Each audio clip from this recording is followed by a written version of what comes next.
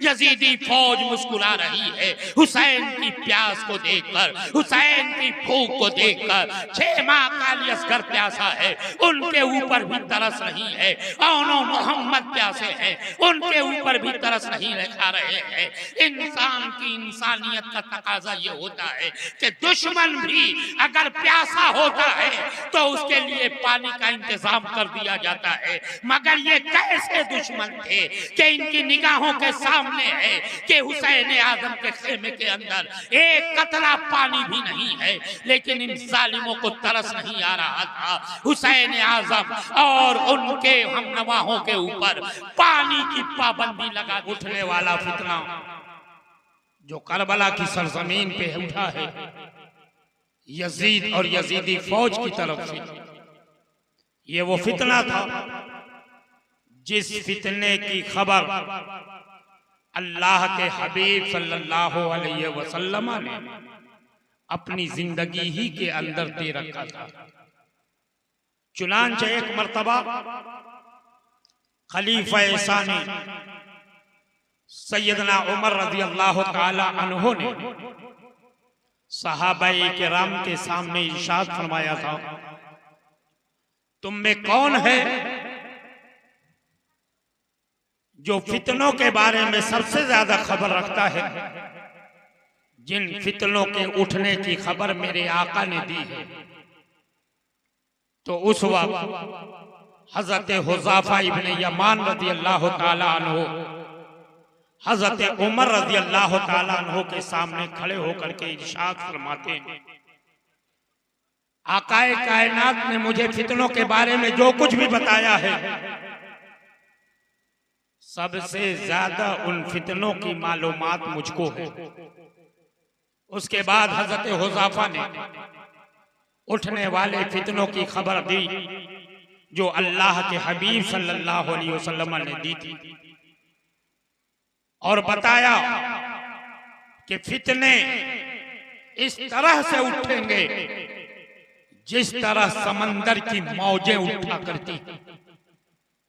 हजरत उमर रज़ी अल्लाह ताला अन्हु को हजरत हुज़ाफा इब्न यमान रज़ी अल्लाह ताला अन्हु ने मुखातब करके इरशाद फरमाया कि सुनिए उमर, अल्लाह के हबीब सल्लल्लाहु अलैहि वसल्लम ने इरशाद फरमाया है कि दुनिया में फितने इस तरह उठेंगे जिस तरीके से एक समंदर के अंदर मौज उठा करती है।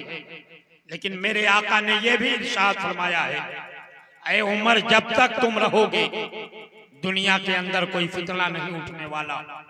हजरत उमर रज़ी अल्लाह ताला अन्हु को मुखातब करके हुज़ाफा इब्न यमान कहते हैं कि मेरे आका ने इरशाद फरमाया है कि उन उठने वाले फितनों के सामने मेरे उमर की जात एक बंद दरवाजे की तरीके से है। जब तक मेरा उमर रहेगा दुनिया के अंदर कोई फितना नहीं उठेगा। हजरत उमर इरशाद फरमाते हैं, क्या मेरे आका ने यह भी बताया है वो फितना का जो दरवाजा मैं बंद किए हुए हूँ, ये बताइए मेरे आका ने क्या फरमाया है?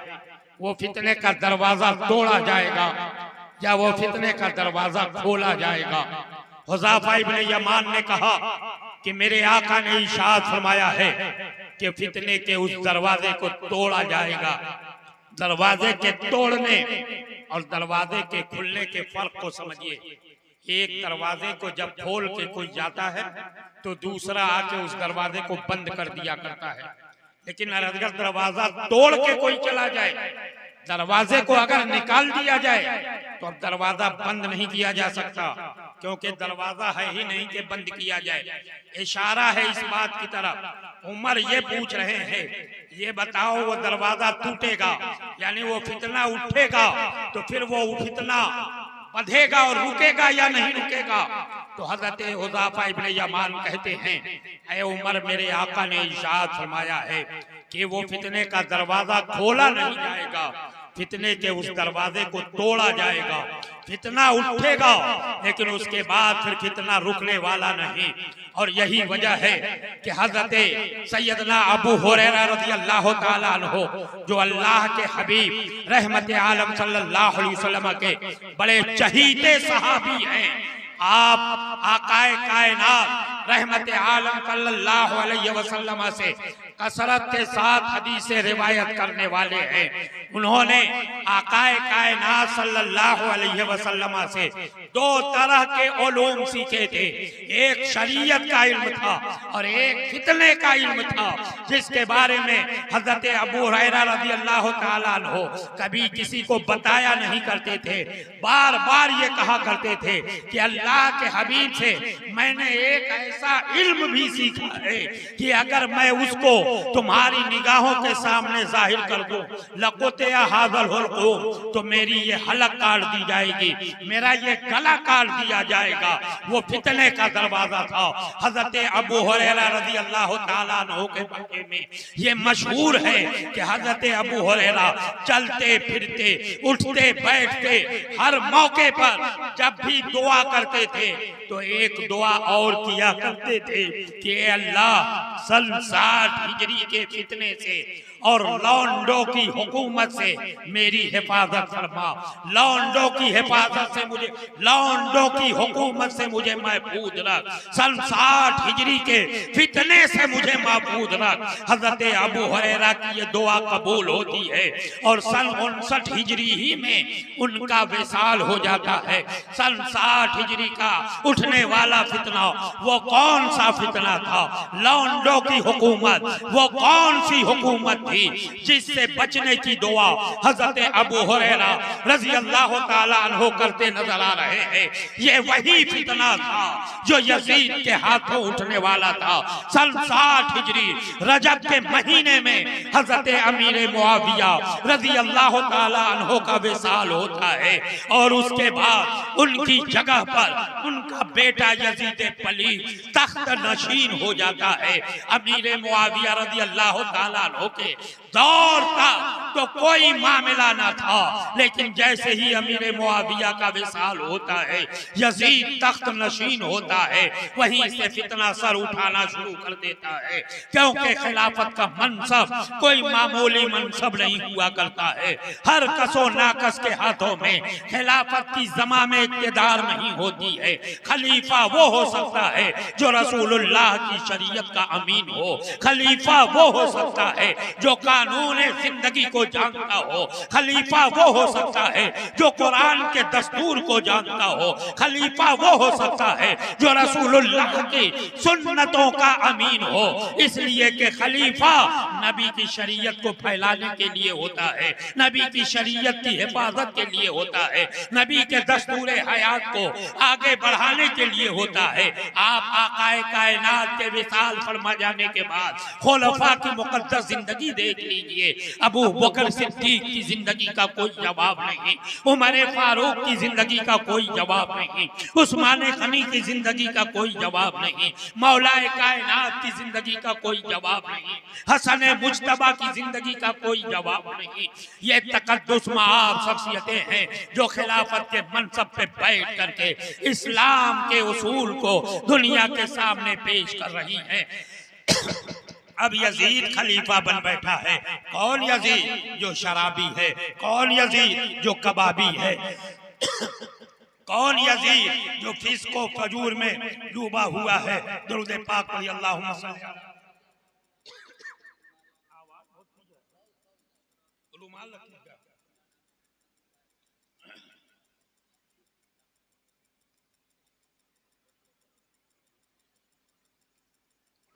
हेलो, एक मरतबा और पढ़े दरूद पाक अल्लाहुम्मा सल्ली अला सय्यदना मौलाना मुहम्मदिन बारिक सल्लिम सलात अलैहि या रसूलुल्लाह सल्लल्लाहु अलैहि वसल्लम। रुमाल है क्या किसी का?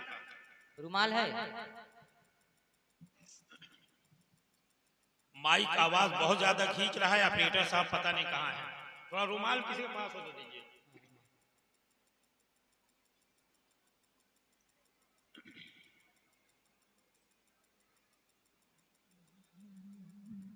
शुरू से ही ऐसा है तो सही कराना चाहिए था।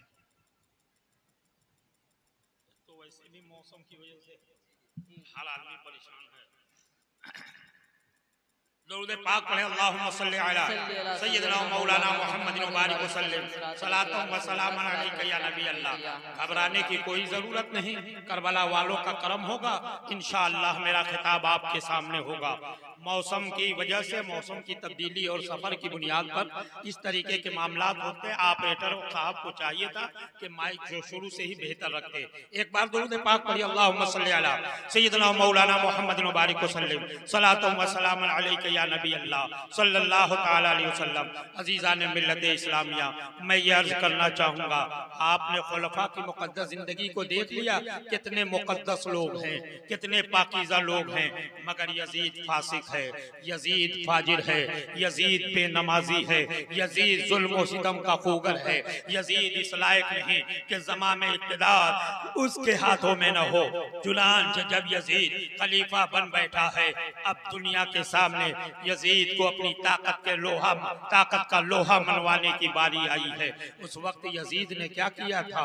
मदीनतुर रसूल में बसने वाले, मदीनतुर रसूल को आबाद रखने वाले सैयदना इमाम हुसैन रज़ियल्लाहु ताला अन्हु पे जबरन और जुल्मन अपने हाथों में उनका हाथ हासिल करने के लिए गवर्नर मदीना को खत लिखा है। ए मदीने के गवर्नर, तुम्हें मालूम होना चाहिए मेरे वालिद अमीर मुआविया रज़ियल्लाहु ताला अन्हु का विसाल हो चुका है और उनका तख्त नशीन मैं हो चुका हूँ, उनकी जगह को मैं संभाल चुका हूँ। इसलिए मदीने के बसने वाले लोगों को आप मेरा हमनवा बनाइए, लोगों को बताइए कि मेरे वालिद का इंतकाल हो गया है, लोगों को बताइए कि मैं उनकी जगह पर तख्त नशीन हो चुका हूँ। खास तौर से इमाम हुसैन को बुलाइए और इमाम हुसैन से कहिए कि वो यजीद की खिलाफत को कबूल कर ले। चुनांचे खत पहुंचा है मदीने की सरजमीन के गवर्नर के नाम। मैं आपसे एक बात पूछना चाहता हूँ, जरा आप गौर कीजिए। आम तौर पर पहले मदीने के नाम खत लिखा जा सकता था, खास हुसैन का नाम क्यों दर्शाया जा रहा है? खास हुसैन का जिक्र क्यों किया जा रहा है कि हुसैन से कहिए मुझे खलीफा मान ले, हुसैन से कहिए मेरी बैयत को कबूल कर ले। यजीद को भी इस बात की खबर है कि अगर हुसैन मेरे हो गए तो सारा जमाना मेरा हो जाएगा, और अगर यजीद ने ठुकरा दिया तो दुनिया मुझे ठोकरों में डालेगी। इसलिए हुसैन का नाम खास तौर से लिखा जा रहा है। गवर्नर मदीना के नाम खत पहुंच चुका है। इमाम हुसैन रज़ियल्लाहु ताला अन्हु को गवर्नर हाउस के अंदर तलब किया जा रहा है। मेरे हुसैन तशरीफ ले आते हैं। गवर्नर मदीना ने अमीर मुआविया रज़ियल्लाहु ताला अन्हु के विसाल की इत्तला दी है, यजीद का खत पढ़ करके सुनाया है। हुसैन यजीद के मामले में जानते थे यजीद फासिक है, यजीद फाजिर है, यजीद इस लायक नहीं कि उसके खिलाफत को कबूल किया जाए। इसलिए हजरत इमाम हुसैन रज़ियल्लाहु ताला अन्हु ने गवर्नर हाउस ही के अंदर यजीद के खिलाफत का इनकार करके मेरे हुसैन ने ये कहा था कि मैं सब कुछ बर्दाश्त कर सकता हूँ, लेकिन नाना के दीन की क़यादत यजीद के हाथ में देने के लिए मैं तैयार नहीं हूँ। और उसके बाद मेरा हुसैन अपने घर तशरीफ ले आता है, घर के लोगों को खबरदार करता है। रात का सन्नाटा है, मेरे हुसैन ने घर वालों को बेदार किया है और इरशाद फरमाया, ए मेरे खानदान के लोगों, अफसोसनाक खबर दी है कि अमीर मुआविया का विसाल हो चुका है और उनकी जगह उनका बेटा तख्त नशीन हो चुका है, और उसने गवर्नर मदीना के नाम खत लिखा है और खास तौर से मेरे ऊपर यह दबाव डाला गया है कि मैं यजीद को खलीफा मान लूं, लेकिन मैंने यजीद की खिलाफत का इनकार कर दिया है। इसके नतीजे में मैं जानता हूं कि मदीने की सरजमीन पर मेरे ऊपर जुल्म और सितम के पहाड़ तोड़े जाएंगे, मेरे साथ जुल्म किया जाएगा और नाना के मुकद्दस शहरों में खून खराबा हो। मैं इसे पसंद नहीं करता हूं। इसलिए मुनासिब यह है कि हम लोग मदीने की सरजमीन को अलविदा कहें और मक्का की सरजमीन पे चल करके वहीं पे अपना गुजर बसर का इंतजाम किया जाए। मेरा हुसैन अपने खानदान के लोगों को तैयारी करने की इजाजत देता है और और उसके बाद मेरे हुसैन ने कहा था मैं जाता हूँ जरा नाना जान की कब्र अतहर पर हाजिर होकर के नाना को आखिरी सलाम मोहब्बत तो पेश कर लो, पता नहीं अब आना नसीब होगा या नहीं आना नसीब होगा। मेरा हुसैन नाना की कब्र अतहर पर हाजिरी देता है। जन्नतुल रहमत आलम ताजदार मदीना सल्लल्लाहु अलैहि वसल्लम का मुकद्दस आस्थाना है, एक नूर है जो जमीनों आसमान के दरमियान फजाओं खलाओं को मुनव्वर किए हुए है। अनवारों तजल्लियात की बरसात हो रही है।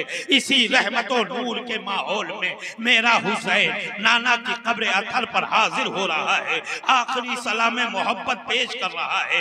नाना मैं जा रहा हूँ, मदीना छोड़ करके जा रहा हूँ। दुनिया के लोगों ने अब मदीने की धरती पर हुसैन की जिंदगी को तंग कर दिया है। नाना अब मैं जा रहा हूँ, न जाने अब आना मुझे नसीब होगा या न नसीब होगा। नाना आप अपने नवासे का आखिरी सलाम मोहब्बत अपना कबूल फरमा लीजिए। मुझको नाना देखते हैं आपकी तस्वीर हूँ, जिसको कंधों पर बिठाते थे वही शब्बीर हूँ। मैं जा रहा हूँ छोड़कर आंखों के चैन को, उठकर गले लगाइए अपने उठाए हुसैन को। नाना के आस्थाने पर हुसैन रो रहे हैं, आंखों में आंसू है और क्यों ना आंसू हो, क्या छूट रहा है? नबी का आस्थाना मोहब्बत छूट रहा है, जन्नत निशान तुरबते मुस्तफा छूट रही है। हुसैन की आंखों में आंसू है, चेहरे हुसैन उदास है, काबा उदास, गुम्बदे खजरा उदास है, जब से मेरे हुसैन का चेहरा उदास है। नाना की कब्र अतहर पर बाहें फैला फैला कर हुसैन आखिरी सलाम मोहब्बत पेश करते हैं। उसके बाद जन्नतुल बकी शरीफ में जाते हैं, माँ के कब्र अतहर पर हाजिरी देते हैं, माँ को सलाम मोहब्बत पेश किया है, घर तशरीफ ले आते हैं। खानदान के लोगों को देखा है कि जाने के लिए रखते सफर तैयार हो चुका है। मदीने की गलियों में ये बात आम हो चुकी है कि हुसैन मदीना छोड़ रहे हैं। लोग काशाने बतूल को घेरे हुए हैं, ए हुसैन हम आपको मदीने से जाने नहीं देंगे, आप यादगार मुस्तफा है। जब आप हजरत बतूल के घर से बाहर निकलते हैं तो ऐसा लगता है कि फारान की चोटी से आमिना का चांद तुलू हो रहा है। ए हुसैन हम आपको जाने न देंगे, आपको देखते हैं तो रसूलुल्लाह की याद ताजा हो जाती है। मगर मेरे हुसैन ने कहा था हालात ऐसे हैं कि मुझे जाने दो, मुझे न रोका जाए। मेरा हुसैन छोटा सा काफिला लेकर के, जिसमें हजरत इमाम ज़ैनुल आबिदीन हैं, 6 माह के अली असगर हैं, बेटी सकीना है, बीवी शहर बानो है, बहन ज़ैनबे पाक है, छोटा सा मुख्तसर सा काफिला लेकर मेरा हुसैन मदीने की धरती के लिए, मदीने की धरती से मक्का की सरजमीन के लिए रवाना हो चुका है। 4 शाबानुल मुअज्जम को मेरा हुसैन मक्के की सरजमीन पे पहुंच जाता है। सहाबा को इस बात की खबर मिली है कि हुसैन मदीने की धरती से मक्का की सरजमीन पे तशरीफ ले आए हैं। हुसैन का इस्तकबाल करने के लिए किबारे सहाबाए किराम हाजिर हो चुके हैं। हुसैन का पुरजोश इस्तकबाल किया जा रहा है। मेरा हुसैन मक्का की सरजमीन पर है। इधर कूफा के बसने वाले लोगों को इस बात की खबर मिल जाती है कि अमीर मुआविया के इंतकाल के बाद गवर्नर मदीना ने हुसैन आजम पे यजीद के लिए दबाव डाला था, मगर मेरे हुसैन ने यजीद की खिलाफत का इनकार कर दिया है। कूफा के बसने वाले लोगों ने जब इस बात की खबर पाई कि हुसैन ने मदीना छोड़ करके मक्का की सरजमीन को अपना मस्कन बनाया है, मक्के की सरजमीन पर कूफा की सरजमीन के बसने वाले सरबरा उर्दा और नुमाइंदा लोगों के खतूत आने शुरू हो जाते हैं। ए हुसैन आप मक्का न रहिए, आप कूफा की सरजमीन पर आइए, इसलिए कि यहाँ पर हमें नमाज पढ़ाने वाला कोई नहीं, हमें कुरान सिखाने वाला कोई नहीं, हमें दीन बताने वाला कोई नहीं। नोमान इब्ने बशीर यहाँ पर मौजूद है, मगर लोग उनकी इब्तिदा में नमाज पढ़ने के लिए तैयार नहीं है। इसलिए आप आइए और अपने नाना के दीन का कानून फैलाइए। इमाम हुसैन के पास रफ्ता रफ्ता कूफा की सरजमीन से 150 खतूत आ जाते हैं। हर खत में यही लिखा हुआ है, हुसैन आइए, यहाँ आपकी जरूरत है, आप दीन के लिए आइए, आप नमाज पढ़ाने के लिए आइए, आप हमारी क़यादत करने के लिए आइए। आप गौर करें और अंदाजा लगाएं, हुसैन को बुलाया गया है, हुकूमत के लिए नहीं बुलाया गया है, तख्तो ताज के लिए नहीं बुलाया गया है। आज कुछ यजीदी सिफत लोग पैदा हो गए हैं जो यजीद की मोहब्बत में ये कहते हुए नजर आते हैं कि माज़अल्लाह सुम्मा माज़अल्लाह, मेरा हुसैन मक्का की सरजमीन से कूफा गया था तो हुकूमत के लिए गया था, दौलत की लालच में गया था, यजीद से खुरूज किया था, यजीद की बगावत की थी, यजीद हक पर था, हुसैन हक पर नहीं थे। अरे जालिमों, तुम्हारी जुबान बर्बाद हो, तुम हुसैन को नाहक कह रहे हो, हुसैन को कह रहे हो कि हुसैन दुनिया की हुकूमत के लिए गए थे। उसे दुनिया की क्या हुकूमत की क्या जरूरत पड़ सकती है जिसको रसूल गिरामी वकार ने जन्नत के जवानों का सरदार बनाया हो, जिसको रसूलुल्लाह ने अपनी खुशबू कहा है, जिसको रसूलुल्लाह ने अपनी आंखों का नूर कहा हो, जिसको रसूलुल्लाह अपने कांधों पे बिठाते हो। भला उस खानदान के लोगों को दुनिया की हुकूमत की क्या जरूरत पड़ सकती है? अल्लाह ने जिनके कदमों में खुदाई डाल दी हो, पूरी कायनात को डाल दिया हो। मेरा हुसैन हुकूमत के लिए नहीं गया है। चुनांचा के बारे सहाबाए किराम मेरे हुसैन की बारगाह में हाजिर हैं। ए हुसैन, सुना है आप कूफा जाने वाले हैं, कूफा से खतूत आ रहे हैं। इमाम हुसैन ने वो खत पढ़ करके सुनाया और लोगों को कूफा के आने वाले खतूत को दिखाया। ए सहाबा देखो, ये दीन के नाम पर बुलाया जा रहा है। के बारे सहाबा ने कहा हुसैन आप कूफा न जाइएगा। क्यों ना जाए? अरे कूफा के लोग बड़े बेवफा होते हैं, आपके वालिद अली के साथ भी उन्होंने बेवफाई की है, वहां जाना किसी हाल मुनासिब नहीं। हजरत इमाम हुसैन ने जवाब में इरशाद फरमाया था, तुम जो बात कह रहे हो वो वाकयात हमें मालूम है। मुझे खबर है कि कूफा के बसने वाले लोगों ने मेरे वालिद अली मुर्तजा के साथ बेवफाई की है। मुझे मालूम है कि कूफा के लोग अपनी जुबान पे कायम नहीं रहते हैं, लेकिन ये देखो दीन के वास्ते से हमको बुलाया गया है, शरीयत के वास्ते से हमको बुलाया गया है। अगर मैं कूफा करबला की सरजमीन पर, अगर मैं कूफा की सरजमीन पे नहीं जाऊं और उन लोगों ने यजीद की बैत को कबूल कर लिया, कल कयामत के दिन उन लोगों ने अगर मेरे नाना की मरगाह में मेरे खिलाफ शिकायत कर दी कि रहमत आलम हमने तो आपके नवासे हुसैन को तलब किया था, वो ना आए तो हम क्या करते? मजबूरन हमने यजीद को खलीफा बनाया, उसकी बैत को कबूल किया, तो बताओ उस वक्त नाना को मैं क्या मुंह दिखाऊंगा? इसलिए मुझे कूफा जरूर जाना होगा। चुनांचे मेरा हुसैन कूफा की सरजमीन की तरफ बढ़ता है। एक छोटा सा काफिला लेकर हुसैन जंग के लिए नहीं जा रहा था। हुसैन जंग के लिए निकला होता तो मदीने मक्का के बसने वाले के बारे सहाबा को भी साथ में ले लिया होता, आवाज दिया होता, पूरा मक्का हुसैन के साथ होता। मगर हुसैन तो दीन के लिए जा रहा था, जंग के लिए नहीं गया था। 6 माह का असगर साथ में है, शकीना साथ में है, ज़ैनबे पाक साथ में है। एक छोटा सा काफिला लेकर आगे बढ़ रहा है। रास्ते में औलो मोहम्मद से मुलाकात होती है। इस तरीके से रफ्ता रफ्ता जाने वाले कारवाने शौक की तादाद बढ़ती जा रही है और मक्का की सरजमीन से निकल करके कूफा की सरजमीन पर मेरा हुसैन जा रहा है। रास्ते में एक वो मोड़ भी आता है जिस मोड़ पर जनाबे हुर ने आकर के मुस्तफा जाने रहमत का घेराव किया था। जनाबे हुर ने आकर के इमाम हुसैन का घेराव किया था। ए हुसैन, हमें हुक्म मिला है कि आपको आगे न बढ़ने दिया जाए, मगर मेरे हुसैन ने कहा था जरा और आगे बढ़ो, बढ़ने की इजाजत तो दो। करबला की सरजमीन पर मेरे हुसैन पहुंचते हैं। हुर ने बार बार रोका था। करबला की सरजमीन जब आ जाती है मेरे हुसैन पूछते हैं बताओ तो सही ये कौन सी जगह है? तो हुर ने कहा ये करबला है। लफ्ज़े करबला सुना तो हुसैन का दिल दहल गया।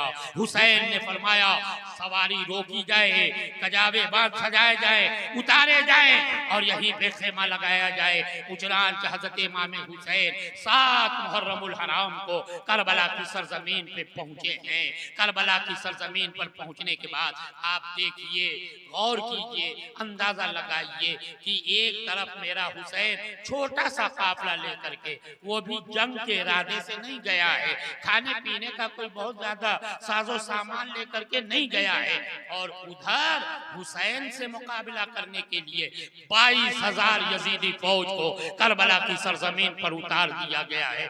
अब भी यजीदियों को खौफ लाही गए। हुसैन से लड़ना कोई आसान नहीं था, हुसैन से मुकाबला कोई आसान नहीं था। हुसैन किसी मामूली इंसान का नाम नहीं, हुसैन वो है जिसकी रगों में अली का खून दौड़ रहा है। हुसैन वो है जिसने फातिमा का दूध पिया है। हुसैन वो है जो रहमत आलम सल्लल्लाहु अलैहि वसल्लम के दोषे मुबारक का सवाल रहा है। हुसैन से लड़ना आसान न था, इसलिए हुसैन से मुकाबला करने के लिए 22,000 यजीदी फौज उतारने के बाद भी उन लोगों के दिलों को सुकून नहीं था। चुनांचे फुरात के ऊपर भी पेरे बिठाए गए, 5,000 फौज फुरात के सामने ला करके खड़ी कर दी गई। उनका काम यह था कि तुम इस बात पे ध्यान देना कि दरिंदे पानी पिएंगे, चरिंदे पानी पिएंगे, यजीदी फौज पानी पिएगी, लेकिन खेमे हुसैनी के अंदर एक कतरा पानी भी न पहुंचने पाए। अल्लाह अकबर। आप और करें और अंदाजा लगाएं करबला की सरजमीन पर किस जात के ऊपर पानी पे पाबंदी लगाई गई है। उस जात के ऊपर पाबंदी लगाई जिसके नाना कल कयामत के दिन गुनहगारों को जामे कौसर पिलाने वाले थे। आज उन्हीं के नवासों को करबला की सरजमीन पर प्यासा रखा गया है। यजीदी फौज मुस्कुरा रही है हुसैन की प्यास को देखकर, हुसैन की भूख को देखकर। 6 माह का अली असगर प्यासा है, उनके ऊपर भी तरस नहीं है। औनो मोहम्मद प्यासे हैं, उनके ऊपर भी तरस नहीं खा रहे हैं। इंसान की इंसानियत का तकाजा ये होता है कि दुश्मन भी अगर प्यासा होता है तो उसके लिए पानी का इंतजाम कर दिया जाता है। मगर ये कैसे दुश्मन थे कि इनकी निगाहों के सामने है कि हुसैन आजम के खेमे के अंदर एक कतरा पानी भी नहीं है, लेकिन इन जालिमों को तरस नहीं आ रहा था। हुसैन आजम और उनके हमनवाहों के ऊपर पानी की पाबंदी लगा दी गई है। चुनांचे एक एक करके दिन गुजरते हुए 9 मुहर्रमुल हराम की तारीख आ जाती है। असर का वक्त है, खेमे हुसैन लगा हुआ है, पर्दा नशीना ने हरम खेमे के अंदर बैठी हुई है।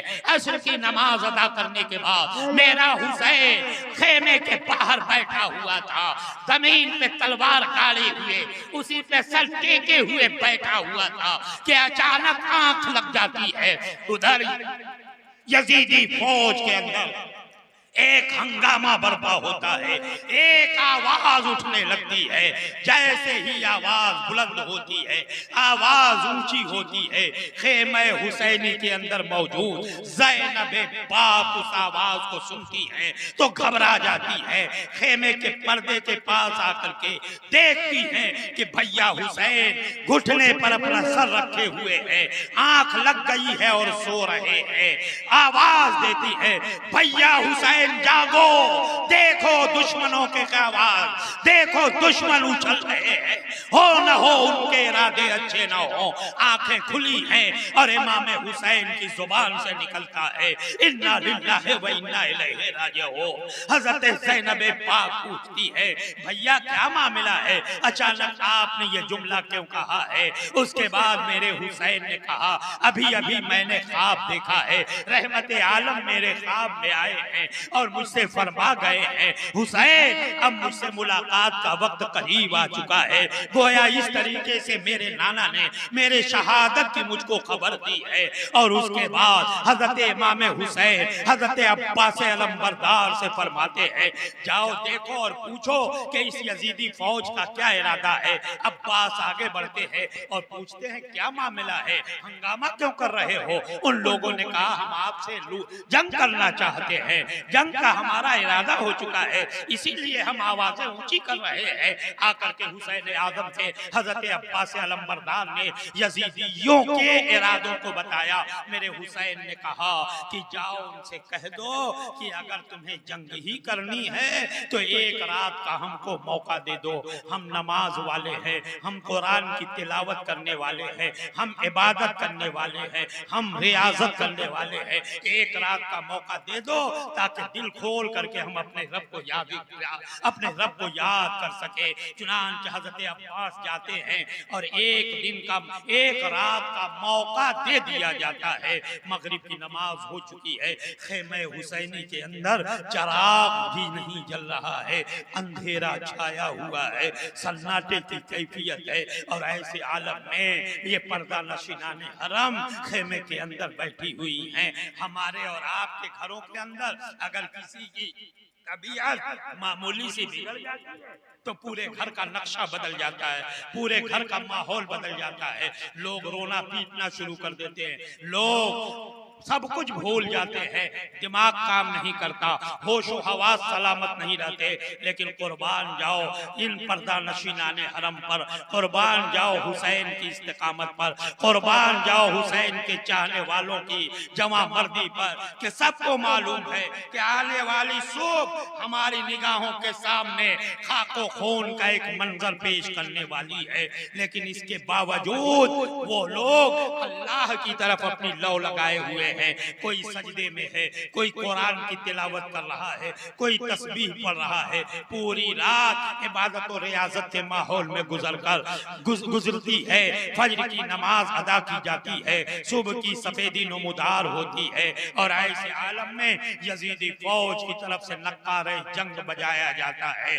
जंग का नक्कारा बजा है, मेरा हुसैन फिर करबला में जा रहा है। ए जालिमो, एक खुतबा तो मेरा सुन लो। मुझे पहचानते हो कि मैं कौन हूँ? मैं नबी का नवासा हुसैन हूँ। मुझे जानते हो मैं कौन हूँ? मैं अली का बेटा हुसैन हूँ। फातिमा ज़हरा का मैंने खून दूध पिया है। तुम्हें मालूम नहीं है मेरे तकद्दुस के बारे में मेरे नाना ने मुझे क्या कहा है? मुझे जन्नत के जवानों का सरदार कहा है। मेरी अजमतों को समझो।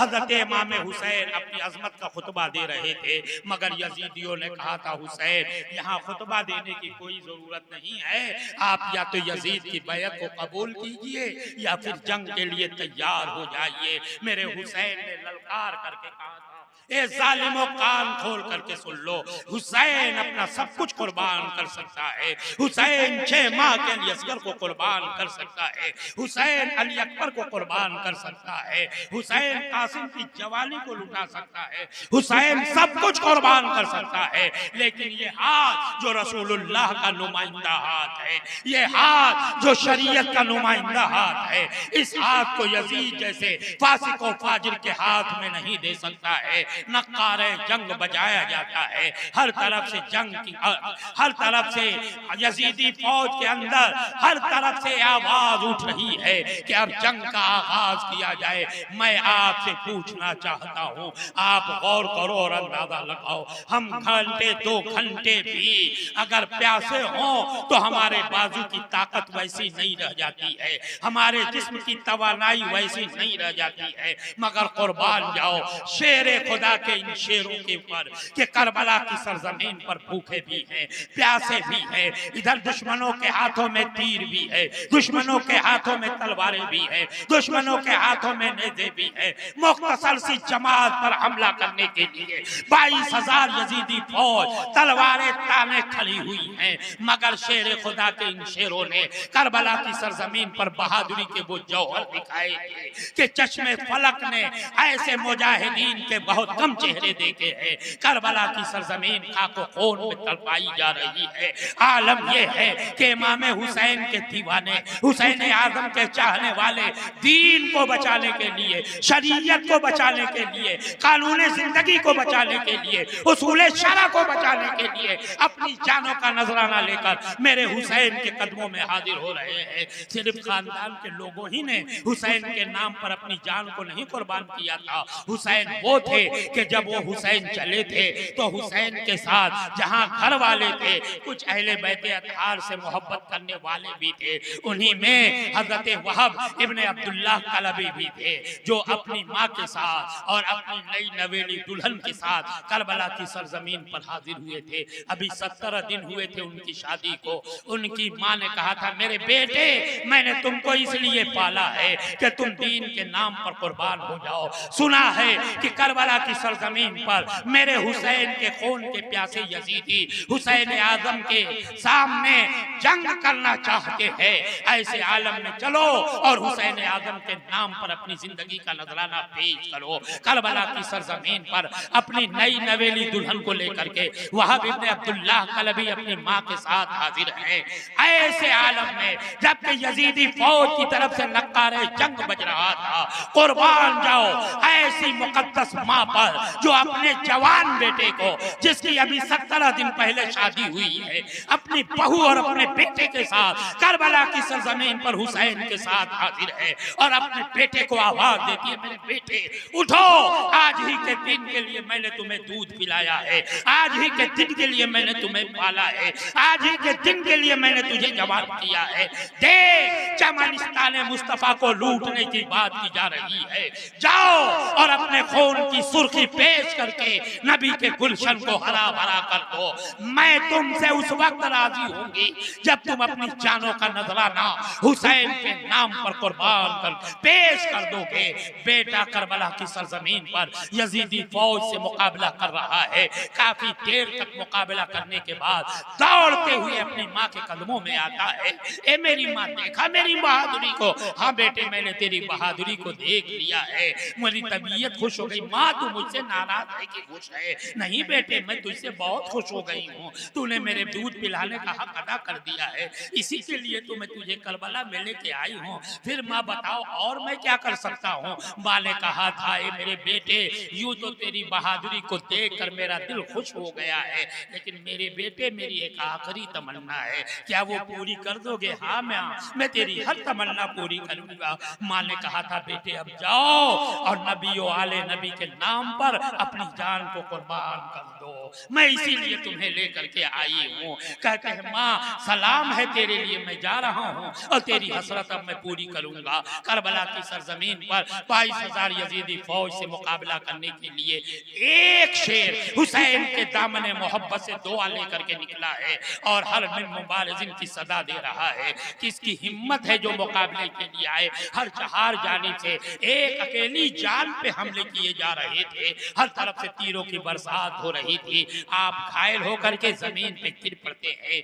एक शरकस ने अपने तलवार को फजा में लहराया था और आपके कांधे को सर से जुदा करके उछाल करके करबला की सरजमीन पे आवाज दी थी, हुसैन आओ और अपनी जानिब से आने वाले जवान का सर उठा करके ले जाओ। मेरा हुसैन आगे बढ़ता है, वहाब इब्ने अब्दुल्लाह कलबी का वो सर लेकर के आते हैं और उनकी मुकद्दस माँ के सामने रख देते हैं। हमारी आपकी माँ होती तो क्या हाल होता? घर के अंदर कयामत सुगरा बर्पा हो जाता, गरीबान फाड़ दिए जाते, जुल्फे नोच ली जाती, घर मातम कदा बन गया होता, कोहराम मच जाता पूरी बस्ती के अंदर। मगर कुर्बान जाओ उस मुकद्दस माँ पर जो करबला की सरजमीन पर अपने बेटे का सर अपने हाथों में लेती है, चेहरे से गर्दो गुबार साफ करती है, जुल्फों में कंघी करती है और अपने कलेजे से लगा करके कहती है, मेरे बेटे आज ही के दिन के लिए मैंने तुझे पाला था, मेरे बेटे तूने मुझे खुश कर दिया है, मैं भी कल कयामत के दिन फख्र से अपना सर ऊंचा करके कहूंगी कि मैं कोई आम माँ नहीं हूँ, मैं उस बेटे की माँ हूँ जो हुसैन के नाम पर करबला में शहीद हुआ था। और उसके बाद अपनी बहू को बुलाया है, ए बहू ले अपने शौहर का सर। बहू ने जब अपने शौहर का सर देखा है, फितरी बात है आंखों में आंसू आ गया है, कलेजे से लगाया है अपने शौहर के सर को। उस वक्त भी उस बेटे की माँ ने अपनी बहू को तसल्ली देते हुए कहा था, अरे मेरी बहू ये रोने का वक्त नहीं है, क्या तू इस बात पर खुश नहीं कि कल कयामत के दिन जब औरतें बुलाई जाएंगी और बुलाने वाला जब तुमको बुलाएगा तो एक शहीद की बेवा औरत कह करके बुलाएगा। चुनांचे उस औरत ने अपने शौहर को कलेजे से लगाया और उसकी जुबान से एक सर्द आह निकली थी कि तुम गए और करबला में मुझे अकेले छोड़ करके चले गए। इतना कहना था, मौत का फरिश्ता आता है और उस दुल्हन की रूह भी कफसे उनसुरी से परवाज कर जाती है। इन्ना लिल्लाहि व इन्ना इलैहि राजिऊन। अजीजा ने मिल्लत इस्लामिया, मैं ये अर्ज करना चाहता हूँ, आप देखो तो सही मेरे हुसैन के नाम पर जान देने वाले कैसे कैसे कैसे अपनी मोहब्बतों की खैरात पेश कर रहे थे। जनाबे हुर जिन्होंने हुसैन को करबला में जाने के वक्त रोका था, रास्ते में रुकावट बने थे, उन्होंने देखा कि वाकई अब यजीदी फौज हुसैन का खेमा लूटेगी, हुसैन को शहीद करेगी, ये जंग करके आले पैगंबर का खून बहाएंगे। यजीदी फौज को मुखातब करके जनाबे हुर ने कहा था, क्या तुम्हारे सामने कोई और रास्ता नहीं है? क्या तुम वाकई हुसैन के खून के प्यासे हो? हाँ, हम हुसैन के खून के प्यासे हैं। थर थर कांपने लगते हैं जनाबे हुर। और उनके भाई मुसहब ने आगे बढ़ करके कहा था कि आपकी ये थरथराहट तो हमसे देखी नहीं जाती है। आप तो अपने जमाने के एक शहजोर पहलवान है, बड़ी बड़ी जंगों को तो आप अपने बाएं हाथ का खिलौना समझते हैं, आज आप कांप क्यों रहे हैं? तो जनाबे हुर ने अपने भाई से कहा था, भैया तुम्हें मालूम नहीं, ये जंग कोई मामूली जंग नहीं है, ये जंग जन्नत और जहन्नम के दरमियान की है। मैं एक तरफ जन्नत देख रहा हूँ, एक तरफ जहन्नम देख रहा हूँ। हुसैन की अजमत में जानता हूँ, हुसैन का मकाम में जानता हूँ, हुसैन का मनसब में जानता हूँ, हुसैन की शान और शौकत में जानता हूँ। और उसके बाद जनाबे हुर दौड़ करके हुसैन के कदमों में आ जाते हैं और कहते हैं, हुसैन बड़ी गलती हुई, मैंने आपको रास्ते में रोका, मैं ही हूँ जो रुकावट बनाए। हुसैन क्या आप मेरी गलती को माफ कर देंगे? हम में का कोई इंसान होता तो क्या इतने बड़े मुजरिम को माफ करने के लिए तैयार होता? मगर करबला से मेरा हुसैन तो क़यामत तक पैदा होने वाले लोगों को एक पैगाम में अफो दरगुजर दे रहा है कि कोई कितना बड़ा पापी भी हो, अगर अपने जुर्म का एतराफ करके तुम्हारे कदमों में आ जाए तो तुम रसूलुल्लाह की सुन्नत को जिंदा करना। हुसैन ने जनाबे हुर को माफ भी किया था और कहा था, ए हुर जाओ, तुम जहन्नम से आजाद हो। जनाबे हुर भी करबला की सरजमीन पर हुसैन आजम के नाम पर अपनी जिंदगी को कुर्बान करते हुए नजर आ रहे हैं। मैं ये पूछना चाहता हूँ, हुसैन ने इतने बड़े मुजरिम को करबला से माफ किया है, लेकिन हम अपने भाई को माफ करने के लिए तैयार नहीं, अपने मोहल्ले के लोगों को माफ करने के लिए तैयार नहीं। करबला का पैगाम क्या कहता है हमें? हम तो हर साल हुसैन की जिंदगी दोहराते हैं, लेकिन अपनी जिंदगी के अंदर हुसैन आदम के पैगाम को सजाने की कोशिश नहीं करते हैं। हुसैन ने करबला से यही पैगाम दिया था कि जब तुम्हारा भाई गलती करने के बाद माफी का खास्तकार हो जाए तो तुम उस वक्त अखलाक मुस्तफा का नमूना बन करके अपने मुजरिम भाई को माफ करके अपने कलेजे से लगा लेना। हुर को माफ किया है मेरे हुसैन ने। यके बादीगरे करबला की सरजमीन पर एक से एक शहीद मोहब्बत आगे बढ़ करके हुसैन के नाम पर अपनी जिंदगी का नजराना पेश करते हुए नजर आ रहे हैं। वही करबला की सरजमीन है जब अहले बैत अतहार के अलावा दूसरे खानदान के लोगों ने अपनी जानों का नजराना पेश कर लिया था, तो अब बारी आई घर के लोगों की, अब बारी आई खानदान के लोगों की। हजरत इमाम हुसैन रज़ी अल्लाह तआला अन्हु के सामने अब घर के लोग आकर के यदके बादीगरे खड़े हो रहे हैं। आपने करबला की तारीख पढ़ी होगी, बुजुर्गों से सुना होगा, वाकयात आपकी निगाहों के सामने होंगे। जनाब कासिम आते हैं करबला की सरजमीन पे और हजरत इमाम हुसैन से करबला की सरजमीन पर जाने की इजाजत मांग रहे हैं। मेरे हुसैन ने पहले कहा था, नहीं मेरे भतीजे, तुम मेरे भाई हसन की निशानी हो, मैं तुम्हें करबला की सरजमीन पर दुश्मनों से जंग लड़ने की इजाजत नहीं दे सकता हूँ। मगर मचल रहे हैं। अब हजरत इमाम हुसैन के दामन में हुसैन आजम ने इजाजत दी है करबला की सरजमीन पर हजरत इमाम हुसैन से इजाजत लेकर हजरत कासिम आगे बढ़ते हैं। अरज़क नामी पहलवान को आवाज दी है अम्र इब्न साद ने, आगे बढ़ो और शेर और हुसैन के भेजे हुए शेर का मुकाबला करो। वो अरज़क नामी पहलवान हजरत इमाम हुसैन के मुक़द्दस भतीजे हजरत कासिम से लड़ना अपनी तौहीन समझता था। उसने कहा मैं इतना शहजोर हो करके जनाबे कासिम से मुकाबला करने नहीं जा सकता हूँ, मैं अपने 4 बच्चों को लेकर के आया हूँ और एक जाएगा और काम तमाम करेगा। अरज़क ने अपने एक बेटे को भेजा है, शेर खुदा के शेर की एक तलवार चमकती है, काम तमाम कर देती है।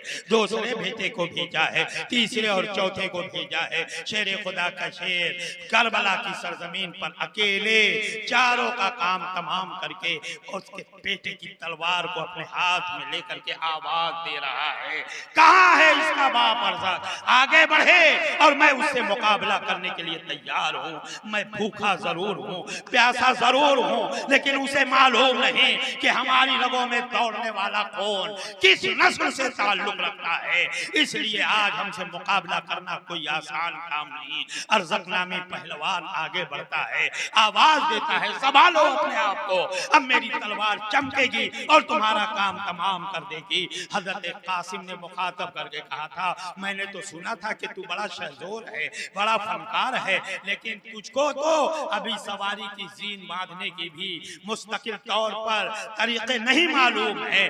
जैसे ही अरज़क ने गर्दन को झुकाया था, उस वक्त हजरत कासिम ने अपनी तलवार को चमकाया है फजा में और एक ही बार में उस जालिम के काम को तमाम कर दिया था। करबला की सरजमीन पर यजीदी फौज ने जब देखा है कि कासिम से अकेले अगर मुकाबला किया जाएगा तो फिर इनसे मुकाबला नहीं हो पाएगा, हर 4 जानिब से तीरों की बरसात की गई, एक अकेली जान को जख्मों से चूर कर दिया गया। निढाल है हजरत कासिम करबला की सरजमीन पर और अपनी सवारी से नीचे उतरते हैं, जख्मों से बदन चूर चूर था।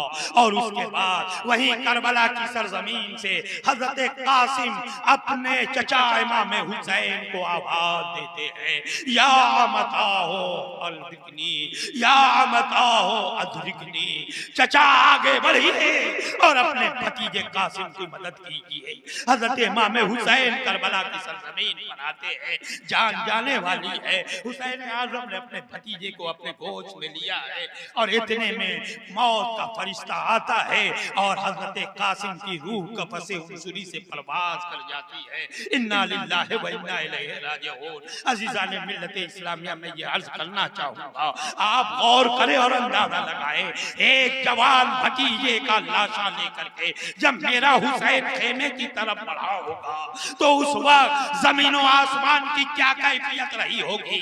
करबला की सरजमीन के जर्रे जर्रे चीख पड़े होंगे, फजाओं में हू की कैफियत तारी हो गई होगी।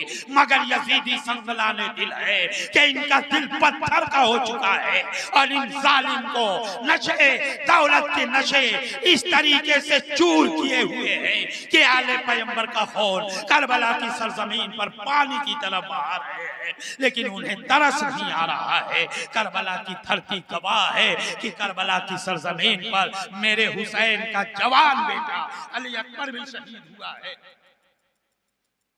अली अकबर भी शहीद हुआ है, 6 माह का बेटा अली अस्कर भी शहीद हुआ है। करबला की सरजमीन पर खुद मेरा हुसैन भी शहीद हुआ है।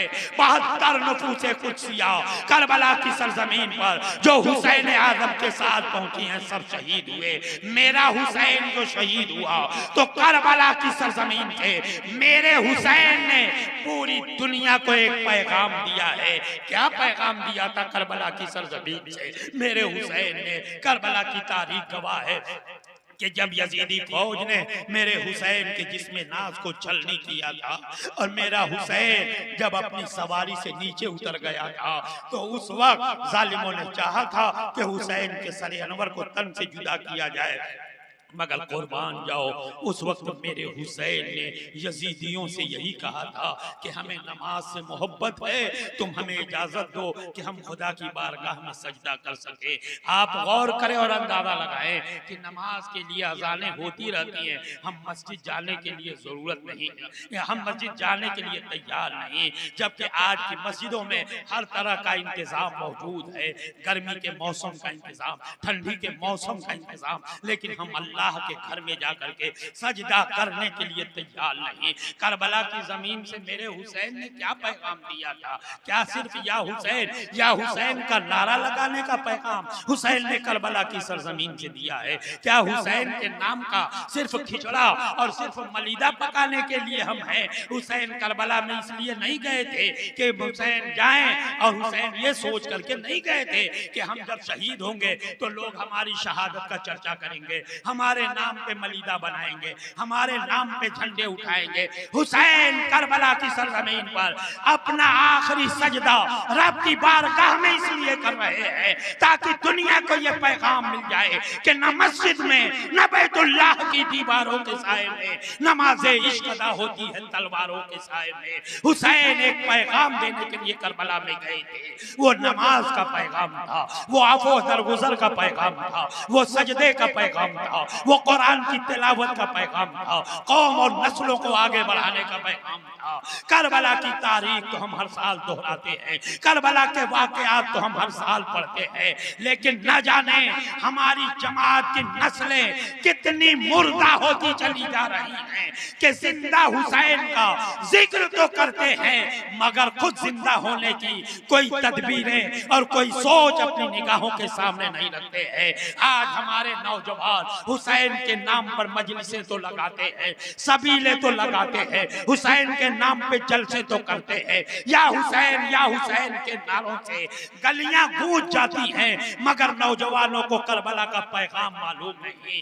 आज जमाना गुजर गया, या हुसैन तो हम कर रहे हैं, लेकिन हुसैन ने करबला की सरजमीन से जो हमें दर्स दिया है, हुसैन ने जो सबक दिया है, हुसैन ने जो पैगाम दिया है, हुसैन ने जो दस्तूरे जिंदगी दिया है, हम उसे कबूल करने के लिए तैयार नहीं है। ए नौजवानों, अगर वाकई सच्चे हुसैनी हो तो तुम्हारी जिम्मेदारी बनती है कि तुम ऐसी जिंदगी गुजारो कि तुम्हारा भाई तुमसे नाराज न रहे, तुम्हारी माँ तुमसे नाराज न रहे, तुम्हारे बाप तुमसे नाराज न रहे, तुम्हारा पड़ोसी तुमसे नाराज न रहे।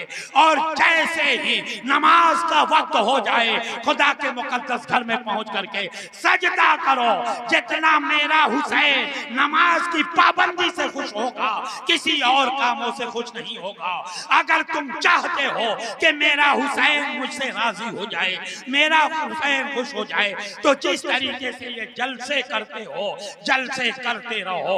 जिस तरह हुसैन का नारा लगाते हो, नारा लगाते रहो, हुसैन के नाम का परचम बुलंद करते रहो, लेकिन साथ ही साथ मेरे हुसैन की जिंदगी को अपनी जिंदगी के अंदर सजाओ। ए मेरी कौम के नौजवानों, मैं खास तौर से तुमको मुखातब करके कह रहा हूँ, दुनिया कहां से कहां बढ़ गई है, दुनिया जमीन से उठी है और आसमान की बुलंदियों पर पहुंच गई है, दुनिया पस्तियों से निकली है और आगे बढ़ते बढ़ते दुनिया पे राजो हुकूमत करती हुई नजर आ रही है। मगर ये नौजवानों, सबसे गालिब हम थे और सबसे मगलूब हम क्यों होते चले जा रहे हैं? जिंदा हुसैन का जिक्र कर रहे हैं, हमारा नाम क्यों मिट रहा है? जिंदा हुसैन का हम नाम ले रहे हैं, हमारे वजूद के लिए जमीनें क्यों तंग हो रही है? जिंदा हुसैन का जिंदा परचम हम उठा रहे हैं, लेकिन हम खुद पज़मुर्दगी की तरफ क्यों जा रहे हैं? सिर्फ इसलिए